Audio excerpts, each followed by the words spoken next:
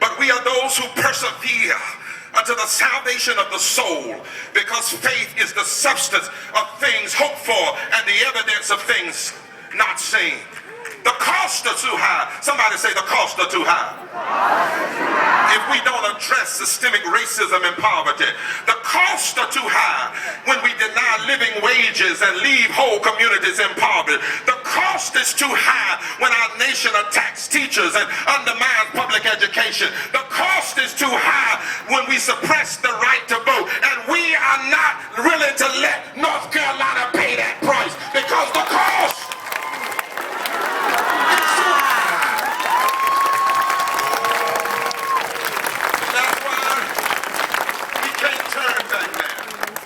Turn to three people and say, we can't turn back now. And that's why today is not just moral Monday, but it's the moral march to the polls. Because 2014 must be an election on, not an election off. We must blow the mind of MSNBC and CNN. When November comes, we must make them see we ain't never seen nothing like this before.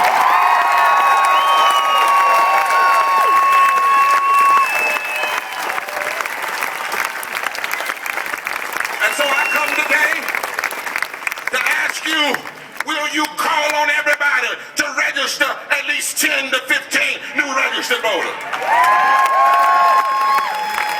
Will you go get the 200,000 white women who voted in 2008 but didn't vote in 2010 and tell them, come on, my sister? Will you go get the 400,000 African Americans who voted in 2008 but didn't vote in 2010 and say, what's up, my brother and my sister? It's time. It's time. It's time. It's time. It's time for the New South to rise again.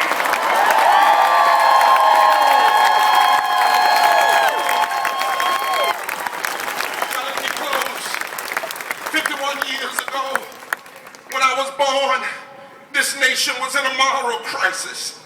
There were governors whose lips were dripping with the words of interposition and nullification.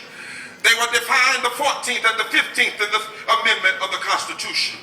They were stuck along with their immoral allies in the attitudes of racism and classism. They had no shame. One of them even declared, in the name of the greatest people that have ever trod this earth, I draw the line in the dust and toss the gauntlet before the feet of tyranny. And I say segregation now, segregation tomorrow, and segregation forever. In that moment, then, those who wanted to move forward were called outside agitators. During that time, violence accompanied the moral crisis. Mega was killed. Children were blown up in churches for simply wanting to go to integrated schools. Even a president who was no raving liberal was killed. White people were killed, like Viola LaRussa and James Reeve, a Unitarian preacher. But in that moment, the devotees of justice and freedom, they did not shrink back. I want you to remember that story and use it, Judy, as motivation today. They didn't have the money. They didn't have Carol, the political votes. They didn't have the majority of political opinion, but they did not shrink back. They marched. They organized. They built coalitions. They rallied young people. They engaged in civil disobedience. They lobbied. They turned moments of despair into movements of hope. They came together. They lifted up the moral and religious principles of justice and love and fairness. And they won. Oh yes, my parents were public educators, and they were a part of that generation.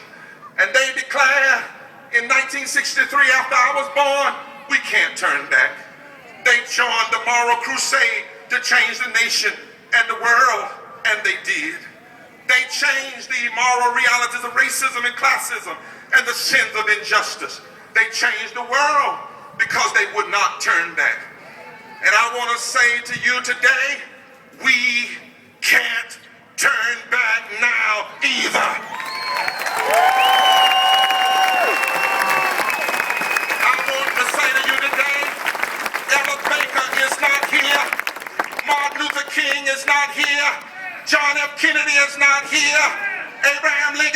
here. Our forefathers are not here. Our foremothers are not here. Caesar Chavez is not here. Elizabeth Candace Staten is not here. But we are their children, and we are here.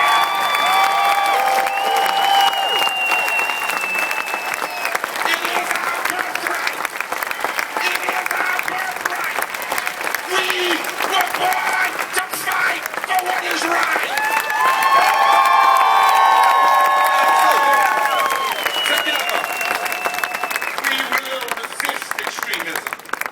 Together, we will lift our state where it belongs. Together, let's vote like never before. Together, let's organize. Together, let's speak truth to Bible. Power, my Bible says that when Moses and his rod and his people got together, they changed systems of injustice and Pharaoh had to come down. History tells me that when Harriet Tubman and Frederick Douglass and white abolitionists got together, they tore down the systems of slavery. History tells us that when black men and women and white men and women and Jews and Gentiles and Catholics got together to follow the dream of a better world, they broke the back of Jim Crow. History tells us that when Sojourner Truth and Sister Stanton got together, they won women the right to vote. And I heard that when mountain folk get together, you are a force to be reckoned with. Especially when somebody is crazy enough to poke the bear.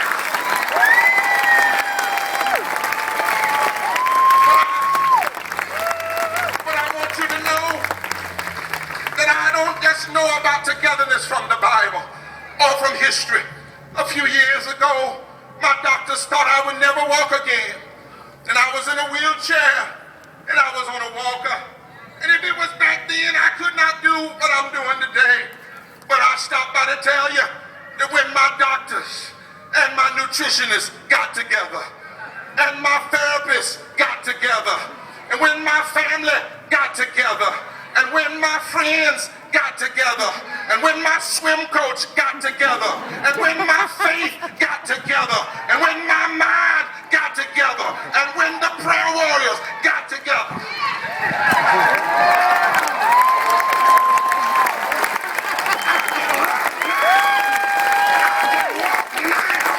I can jump now.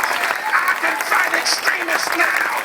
Because when we all get together, when we get love together, and equality together, and humanity together, when we all get together, what a day!